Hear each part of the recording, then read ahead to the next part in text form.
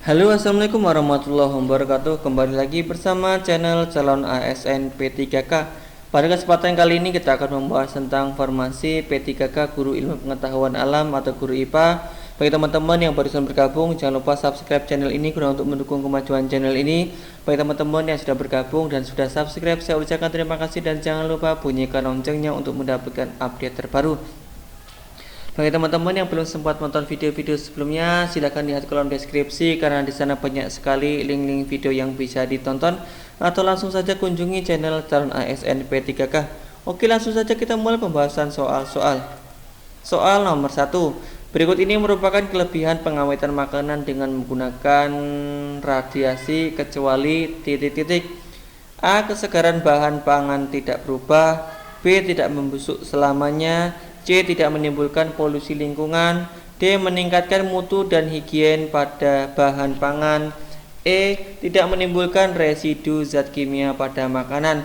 Dari kelima pilihan tersebut, jawaban yang paling tepat adalah B. Tidak membusuk selamanya.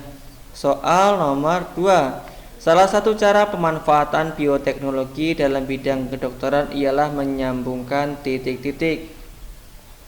A. DNA bakteri ke dalam pankreas manusia. B. Kromosom bakteri ke dalam DNA manusia. C. Gen yang memproduksi insulin ke dalam DNA bakteri. D. DNA virus ke dalam DNA bakteri.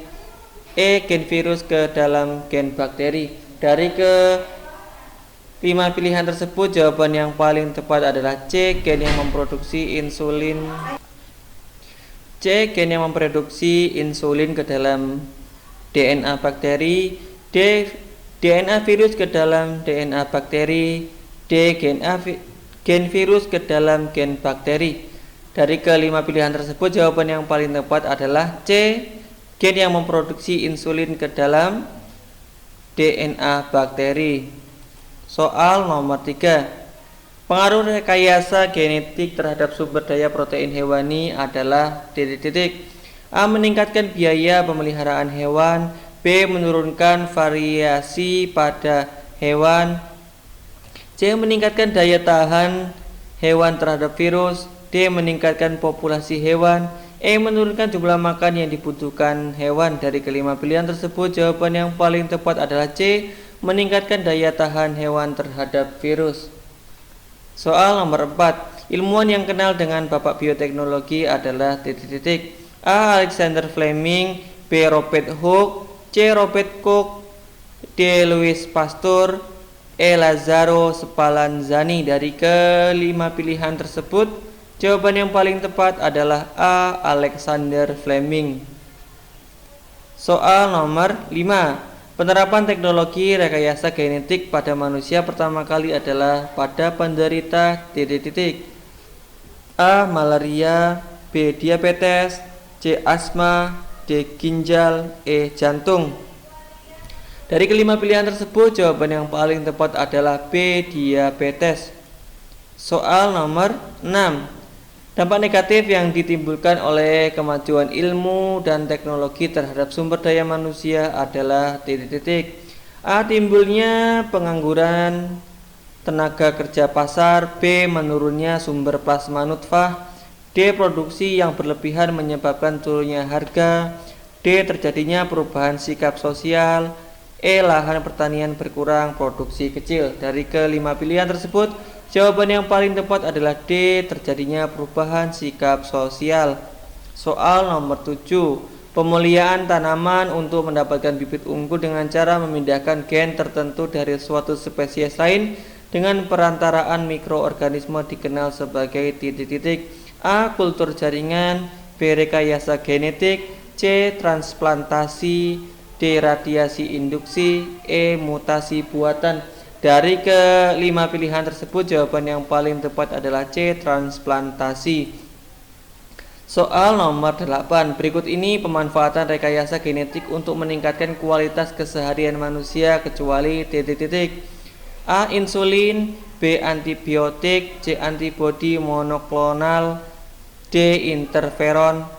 E. Terapi gen sel sumsum tulang. Dari kelima pilihan tersebut, jawaban yang paling tepat adalah B. Antibiotik. Soal nomor 9. Proses manakah yang terjadi dalam bejana fermentasi sehingga terbentuk zat antibiotik penisilin? A. Terjadi reaksi kimia antara zat makanan dan jamur penisilin penicillium sehingga terbentuk zat penisilin. B. Zat antibiotik penisilin perlu ditambahkan dalam bejana sehingga dapat merangsang jamur untuk memproduksi antibiotik. C. Jamur penicillium tumbuh subur dalam bejana fermentasi sehingga dapat menghasilkan penisilin. D. Bakteri-bakteri tertentu tumbuh subur dalam bejana fermentasi sehingga menghasilkan penisilin.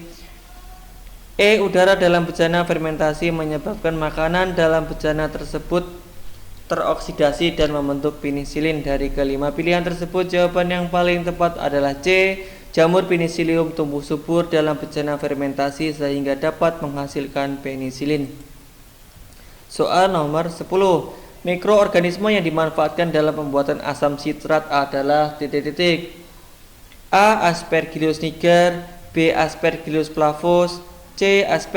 Aspergillus wenti, D. Aspergillus soyae, E. Aspergillus oryzae. Dari kelima pilihan tersebut, jawaban yang paling tepat adalah A. Aspergillus niger.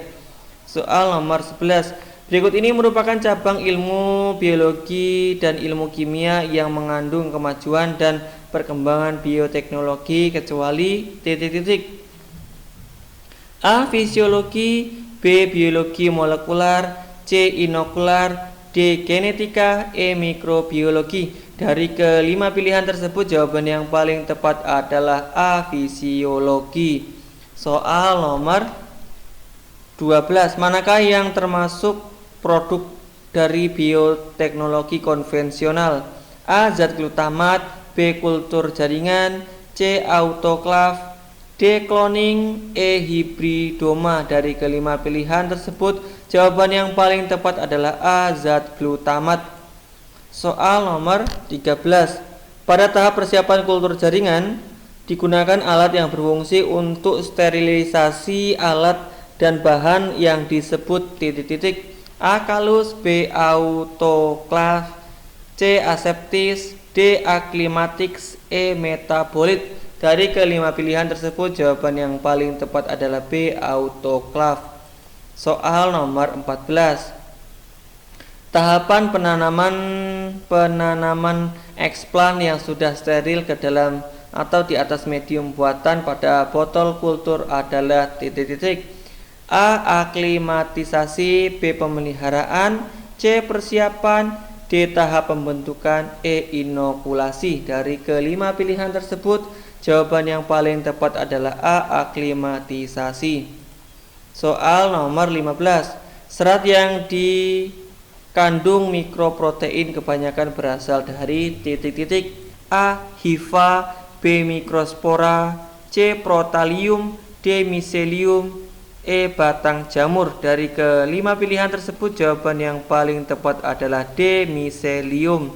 Soal nomor 16. Gen yang diberikan pada sapi segar agar produksi susu sapi meningkat adalah A. Somatotropin, B. Tirotropin, C. Insulin, D. Retrovirus, E. Virulen. Dari kelima pilihan tersebut, jawaban yang paling tepat adalah A. Somatotropin. Soal nomor 17. Teknik yang bisa digunakan untuk membantu penderita diabetes mellitus adalah A. Terapi gen, B. Plasmid, C. Retrovirus, D. Rekombinan DNA, E. Myeloma. Dari kelima pilihan tersebut, jawaban yang paling tepat adalah A. Terapi gen. Soal nomor 18. Organisme yang mengandung gen dari spesies lain disebut A. Transplantasi, B. Transgenik, C. Mutasi, D. Implementasi, E. Vaksinasi. Dari kelima pilihan tersebut, jawaban yang paling tepat adalah B. Transgenik. Soal nomor 19. Berikut ini bahaya dari bioteknologi kecuali A. Digunakan untuk senjata biologis, B. Memunculkan organisme strain jahat, C. Mengganggu keseimbangan lingkungan, D. Menyalahi hukum dan nilai masyarakat, E. Menambah keanekaragaman hayati. Dari kelima pilihan tersebut, jawaban yang paling tepat adalah E, menambah keanekaragaman hayati. Soal nomor 20. Penerapan bioteknologi untuk mendapatkan varietas-varietas unggul akan menjurus pada titik-titik. A, meningkatnya jenis hama tanaman. B, meningkatnya keanekaragaman genetik. C, meningkatkan keanekaragaman ekologi. D, menurunkan kualitas produk pertanian. E, menurunkan kualitas lingkungan. Dari kelima pilihan tersebut, jawaban yang paling tepat adalah B, meningkatkan keanekaragaman genetik. Oke, demikianlah pembahasan seputar formasi P3K Guru Ilmu Pengetahuan Alam atau Guru IPA. Bagi teman-teman yang barusan bergabung, jangan lupa subscribe channel ini guna untuk mendukung kemajuan channel ini. Bagi teman-teman yang sudah bergabung dan sudah subscribe, saya ucapkan terima kasih dan jangan lupa bunyikan loncengnya untuk mendapatkan update terbaru. Bagi teman-teman yang merasa video ini bermanfaat, jangan lupa share ke teman-teman yang lain agar video ini semakin bermanfaat dan saya ucapkan terima kasih. Apabila ada salah-salah dalam pembacaan soal, saya mohon maaf dan saya akhiri. Wassalamualaikum warahmatullahi wabarakatuh.